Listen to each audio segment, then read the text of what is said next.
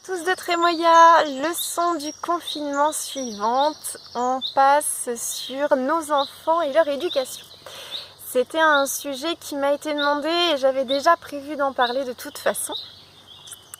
Il y a déjà deux manières, le confinement ça nous a apporté deux choses, c'était déjà de les protéger au niveau sanitaire et puis aussi au niveau émotionnel. Donc j'avais eu, c'était Matthew Light je crois qui m'avait posé la question. On a pu grâce au confinement je pense pouvoir les protéger émotionnellement de tout le stress que la psychose de la pandémie pouvait causer. Et une fois de plus, eh bien, ça dépend de nous. C'est-à-dire que si vous étiez calme par rapport à la situation, vos enfants, forcément, ils vont pouvoir être calmes. Si vous voyez que vos enfants sont stressés, souvent c'est parce que vous-même vous êtes stressé. Donc à ce moment-là, il faut regarder à l'intérieur de vous, comme d'habitude, ce qui vous met en stress dans cette situation, réglez ça et vous verrez que vos enfants ils iront mieux. Et si on essaye de donner plein d'activités à nos enfants pour masquer ce stress, ça va être des activités qui vont servir de diversion, mais qui ne vont pas régler le problème de fond, en fin de compte. Ça ne va pas vraiment être une occupation réellement, ça va vraiment faire office de diversion, à mon sens. Donc maintenant, le fait d'avoir les enfants plusieurs mois à la maison, en période scolaire j'entends, évidemment, on n'est pas dans les périodes de vacances, ça nous amène à pouvoir tester un autre mode d'éducation.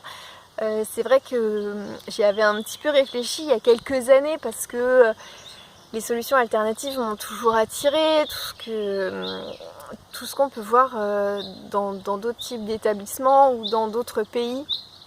Le fait de faire l'école dehors, en extérieur, qu'il pleuve, qu'il neige, qu'il vente, il y a des écoles qui peuvent être vraiment faites totalement en extérieur et les gamins s'adaptent super bien. Il y a le fait aussi des pays où ils ne travaillent que le matin et pas la journée entière comme nous. Il y a tous les courants de pensée, Montessori évidemment que tout le monde connaît maintenant, Steiner, etc. Il y a plein de choses qui sont bonnes à prendre un peu partout.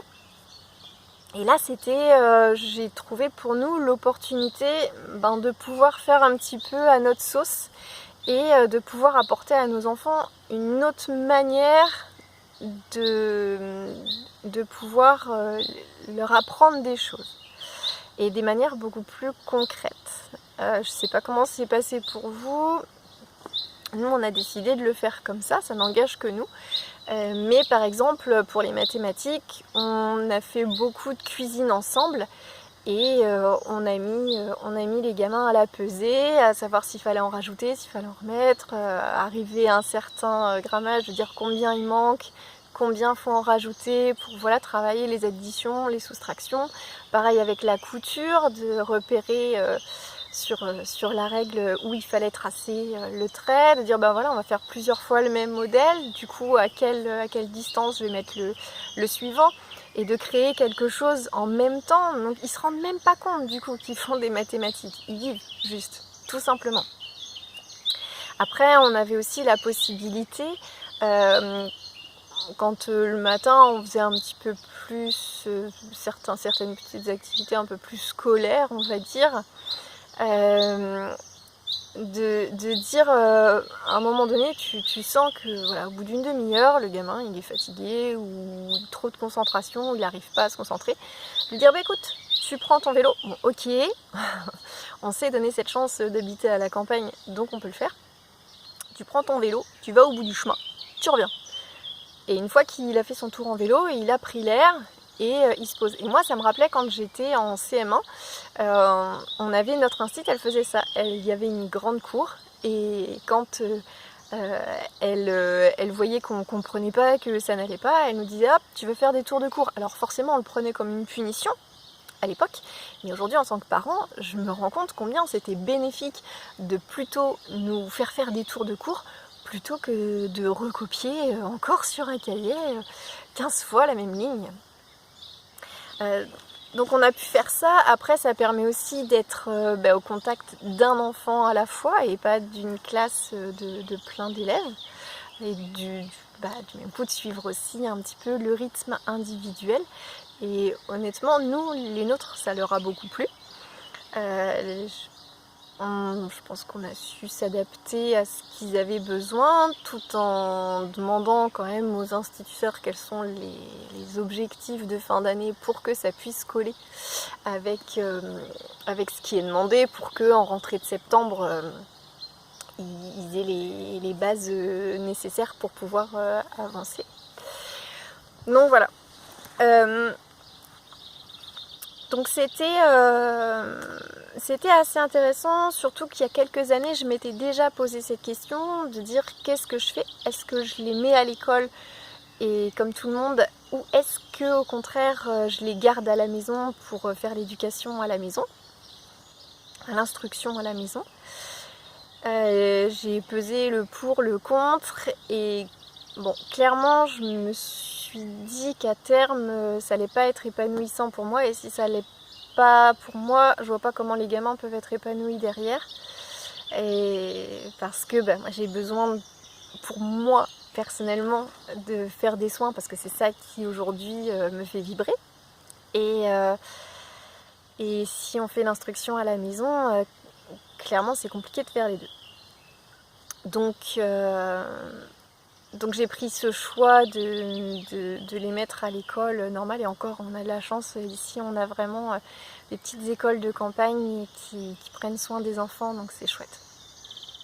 Peut-être que c'est ça aussi qui m'a confortée. Mais le système en lui-même ne nous plaît pas plus que ça. Donc, mais on a fait ce choix, c'est-à-dire qu'on s'est posé la question, on l'a fait en conscience. Tout n'est pas tout rose, tout n'est pas parfait, il y a des avantages et des inconvénients dans chaque situation, sur chaque sujet.